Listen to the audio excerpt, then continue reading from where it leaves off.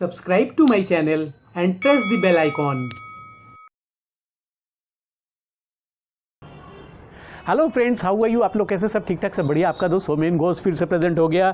Friends, पहले आपने part में देखा कि पतंग किस तरह का खरीदना चाहिए, अच्छी क्वालिटी का पतंग कैसा होता है। दूसरे पार्ट के अंदर आपने देखा कि पतंग में टेपिंग कैसे की जाती है। तीसरे पार्ट में आपने देखा कि पतंग में कन्ना कैसे बांधा जाता है। चौथे पार्ट में आपने देखा कि मांझा किस तरह का लेना चाहिए। और इस पार्ट में मैं आपको बताने वाला हूँ कि सद्दी कैसे लेनी चाहिए। जी हाँ फ्रेंड्स, आप सद्दी को कम मत समझिएगा, सद्दी का भी एक बहुत इंपॉर्टेंट रोल रहता है।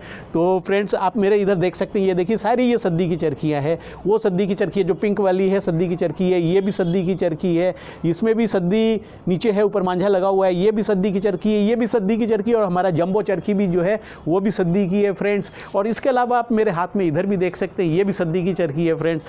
तो मेरे पास तो शायद मांझे की चरखी कम और सद्दी की चरखी ज़्यादा है। और मेरे सामने ये भी गिट्टक जो रखे हुए हैं, ये भी सद्दी है।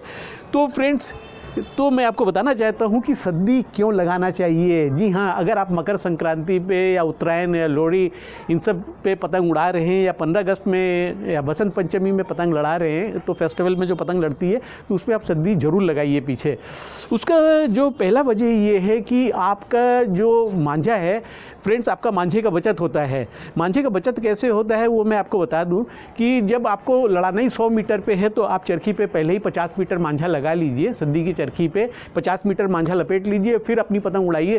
तो उससे क्या होगा कि आपका अगर पतंग कटेगा तो सिर्फ आपका 50 मीटर मांझा गया, और पीछे का जो आपके मांझे की चरखी में जो आपका मांझा रहेगा वो बिल्कुल सेफ रहेगा, वो बिल्कुल ख़राब नहीं रहेगा, वो फ्रेश रहेगा। लेकिन अगर आप पूरे मांझे की चरखी से पतंग उड़ाते हो ना, तो फिर क्या होता है फ्रेंड्स, वो मांझा जो है वो ख़राब हो जाता है। जो चरखी वाला मांझा है वो भी ख़राब हो जाता है फ्रेंड्स, क्योंकि आपके हाथ में जो मॉइस्चर होता है वो जब बार बार मांझे से टकराता है तो फ्रेंड्स एक चीज़ होती है, खुड़की कहते हैं जिसको, वो खुड़की लग जाती है। खुड़की लगने से ये होता है कि जब आप पतंग दूसरी पतंग फिर उड़ा करके जाओगे तो आपकी पतंग हाथ के पास से ही टूट जाएगी फ्रेंड्स। किसी से कटवाने की ज़रूरत नहीं है, अपने आप ही टूट के जाती रहेगी।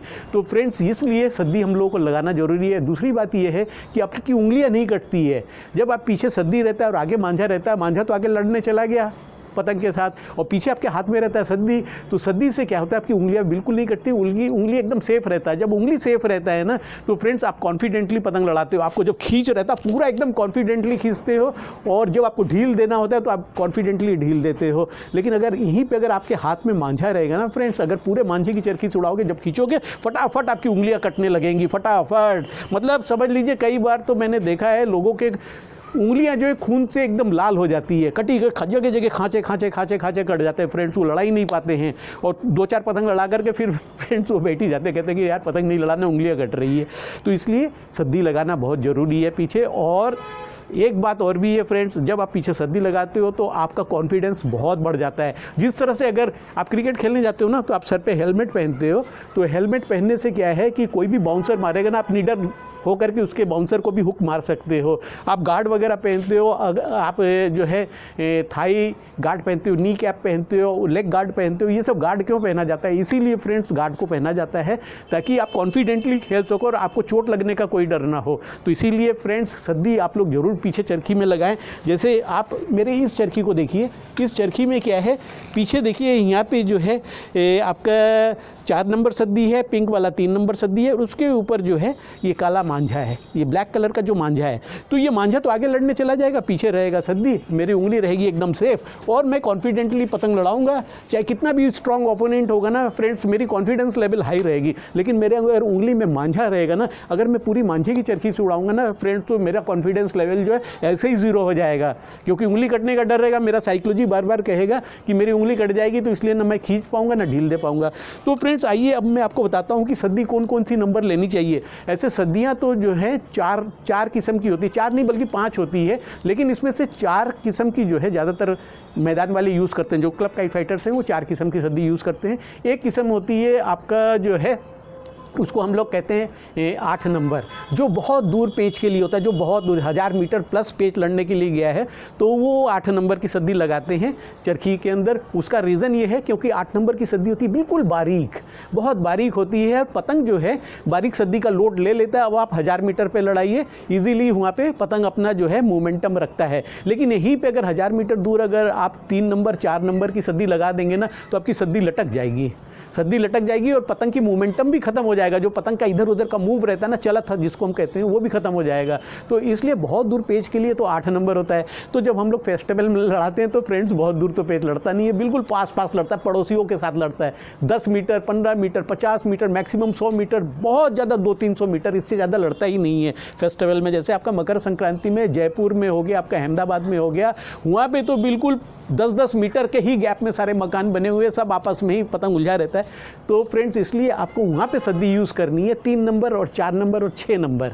तो 8 नंबर नहीं यूज़ करना है छत के लिए। छत के लिए यूज़ हो सकता है 6 नंबर, और छत के लिए यूज़ हो सकता है 3 नंबर, और छत के लिए यूज़ हो सकता है 4 नंबर।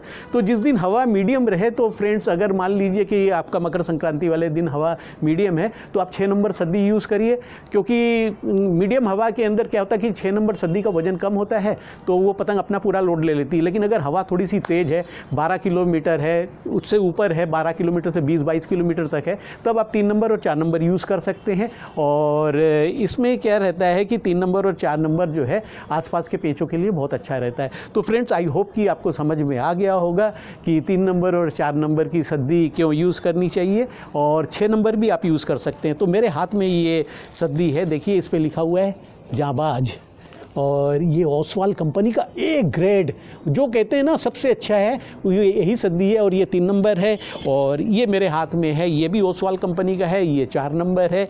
और इस कंपनी का नहीं, एक विक्टर कंपनी आती है फ्रेंड्स, उसका 6 नंबर की सद्दी आती है, वो भी बहुत अच्छा रहता है। तो आपने ख़रीदना है 6 नंबर, 3 नंबर और 4 नंबर सद्दी छत के काइट फाइटिंग के लिए। और सद्दी आप लोग ज़रूर लगाएं, मांझे के बाद जो है थोड़ा सा मांझा लगाइए और बाद में सद्दी लगाइए। अगर फ्रेंड्स कई बार ऐसा होता है कि इतने घर पास पास में होते हैं कि हम लोगों को सद्दी को बांधने का टाइम ही नहीं मिलता, मतलब आपने अभी 10 मीटर पतंग उड़ाया, 20 मीटर पतंग उड़ाया, पेच लड़ना चालू हो जाता है। तो उसके लिए क्या करें? उसके लिए आप करें ये कि आप पहले लीजिए चरखी, सद्दी की चरखी, उसमें आप थोड़ा सा मांझा पहले से ही लपेट लीजिए। जैसे मैं आपको बताऊं कि जैसे इस चरखी के अंदर जो थोड़ा सा ऊपर मांझा है, तो मान लीजिए आपको टाइम ही नहीं मिलेगा, आप जब तक गीट बांधोगे तो आपका जो ओपोनेंट है, आपका जो पड़ोसी है, वो खींच खाच के काट करके निकल जाएगा। तो आप क्या करिए, पहले ही आप इस तरह से जो है चरखी में थोड़ा सा मांझा लपेट लीजिए। अगर आपको 100 मीटर लड़ाना है ना, तो आप अपने अंदाजे से